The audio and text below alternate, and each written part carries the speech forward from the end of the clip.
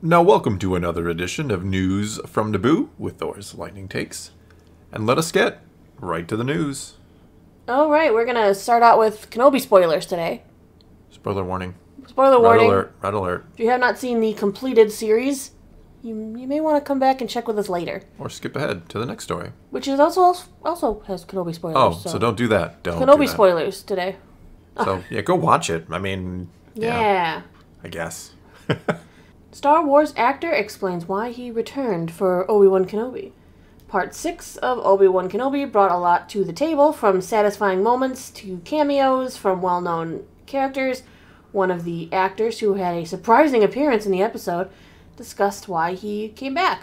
The episode ends with Obi-Wan finally being able to see his old master as a Force ghost, Liam Neeson. Yay! He had been denying his involvement with the series for years, but he did reprise his role for a very brief cameo. He was speaking with The Hollywood Reporter. He explained why he took the role. I certainly didn't want anyone else playing Qui-Gon Jinn, and I wanted to show my respect for George Lucas in that mythical world that he created. Plus, Ewan is a pal. I loved working with him during Phantom Menace 25 years ago. Alright, Neeson's return to the franchise has been one of the most common predictions amongst fans leading up to Kenobi.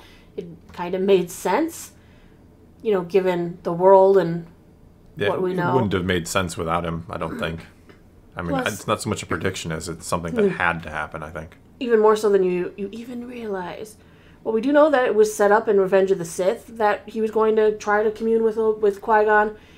But they did an in-universe biography on the Skywalkers that was released last year, titled Skywalker, A Family at War, which already confirmed in canon that Obi-Wan started to communicate with his former master 10 years after Revenge of the Sith, which is the time frame of the series. So they pretty much did... I mean, they didn't tell you it was going to be in the series, but they told you... It was going to have consistency in the canon. My head is about to explode. No, don't even think that. That's scary.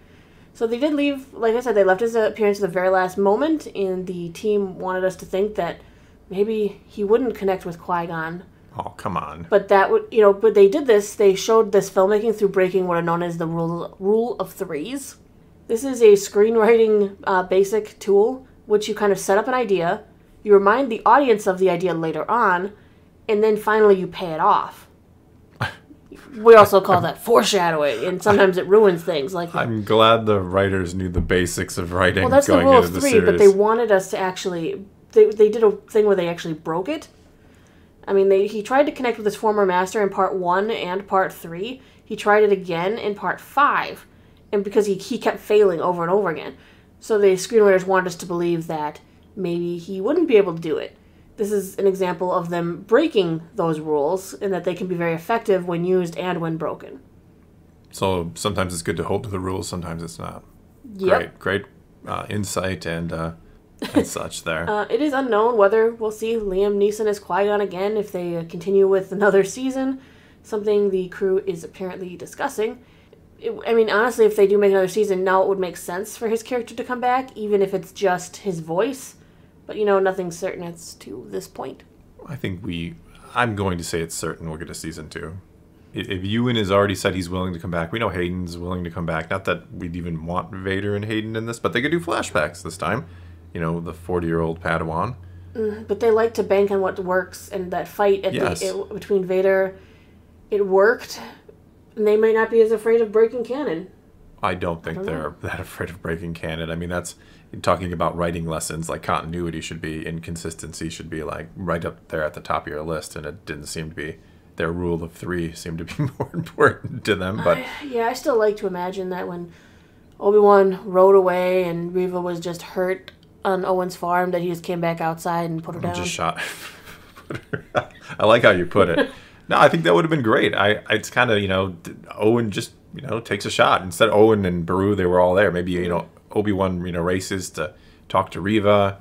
Obi-Wan or Owen maybe misconstrues the situation, thinks that Reva is, angry and going to attack Kenobi. And then he just shoots her. And it's like, oh, that's a surprise ending. Nobody saw that coming. But a welcome one.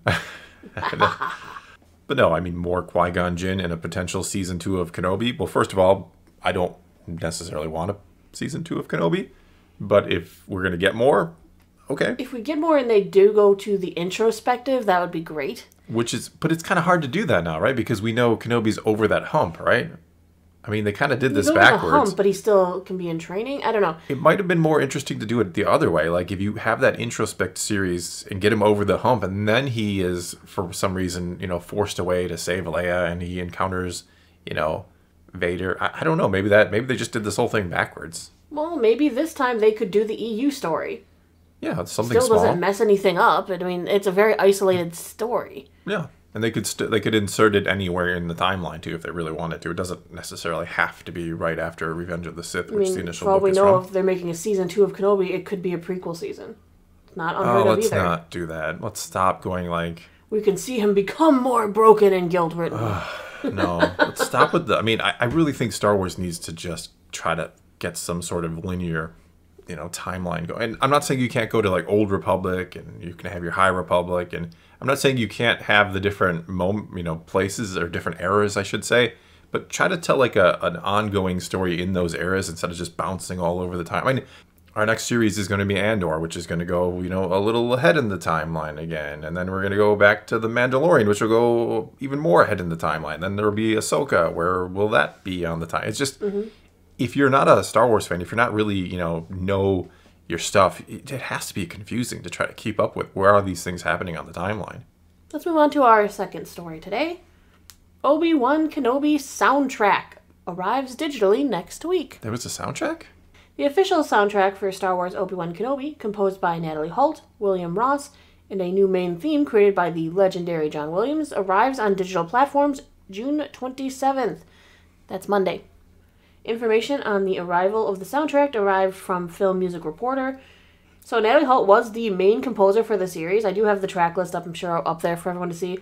She provided the bulk of the soundtrack work. John Williams composed the main theme, which is the first track of the album. That one actually is already available online and has been for a while now. Some of us already have it. It's the best song, so whatever. And William Ross, what he did is he took that theme that Williams composed and made it into new compositions. So anytime you see his name on the list, it's him that he kind of reworks the theme to fit the moment. So, Thor, what did you think of the music? The score was not. I mean, it wasn't bad, but it wasn't a standout. I don't think. There's nothing I remember like, oh, that was. I mean, I did remember hearing the reworks of the themes. Yeah, I think. I mean, you see your Leia's theme a little bit in there. Like, there's from the chase from The Empire Strikes Back. We got a little taste of that in the final episode when Vader's on his Star Destroyer and he's chasing the Millennium Falcon. Like at the end of Empire, it's kind of the same music there. So there are. I mean, for better or worse, those are the most memorable parts. Are the throwbacks or hearing the the Imperial March at the end as well. Those are the ones I remember the most. I don't know that anything new stuck out to me, which sadly includes Williams' theme. I don't know that I'm like, oh, that was such a. It's not bad. I'm not, One thing that makes me sad though is she really, we've read some interviews with her, and she really talked up the work she did for the soundtrack. And I mean, true to form, on this list, I mean, you see things like Dayu, Mapuzo. She did write themes for these planets, and I can't, for the life of me, singularly think of what they were. I mean, I am glad that they decided to hold the soundtrack until after. I mean, there's definitely spoilers on it. I mean, we have young Leia, Days of Alderaan, Bail and Leia. Those are, kind of spoilers. Sensing Vader. I will do what I must. I wonder what that is in reference to. But he didn't do what he must. I know, he failed to do what he must. I mean, she even said she was so excited that she wrote a Stormtrooper theme, and I can't recall it. Yeah. I mean, you could play clips of music, and I would very much struggle to tell you, like, when that is from or what that applies to. So it'll be nice to listen to the soundtrack. I'm sure you'll be able to find it up on YouTube and stuff for free to just preview and listen to before possibly making a purchase. Sure. I must need to rewatch the series just to try and listen for the music better, because she was excited about all of the instruments that she was bringing in. She brought in like a hunter's horn for the Inquisitors and all these cool things, but I just didn't hear them. No, it never was very. I don't know that the score just didn't feel very prominent in the series in general. I don't know. Maybe that just has something to do with not watching it. A lot of times your first Star Wars experience or movie experience is in the theater, and you're getting blaring noise and blaring sounds, and maybe watching it in your home, or some people probably watch it on their phone. the music just doesn't come across the same way. I don't know. It could even be a mistake or a mix-up with the sound mixing and stuff. Maybe they just didn't make it loud enough. Yeah, I don't. Like I said, it never felt prominent. There was never any moment where I felt like the music just swept me away or anything like that. Unlike my favorite, it's not my favorite movie soundtrack, but it's definitely the one that I felt in the theater the most, is the Godzilla King of the Monsters, because they used Bear McCreary does great work, and the music they used old themes, mixed them up, new ones, and that music was front and center and during fights and things, and I loved it. And as we've talked about many times before, I've talked about many times before on my other channel, is, I mean, the music of Star Wars is one of the things that makes Star Wars what it is. I mean, John Williams deserves a ton of credit for the success of, the first Star Wars film, the original trilogy, all of it. I mean, it's so entwined with the story and your memories and your nostalgia. Just, I remember the trailer for Kenobi comes out and it uses Duel of the Fates, and that alone made people just go crazy because it is such a big part of the experience. Absolutely.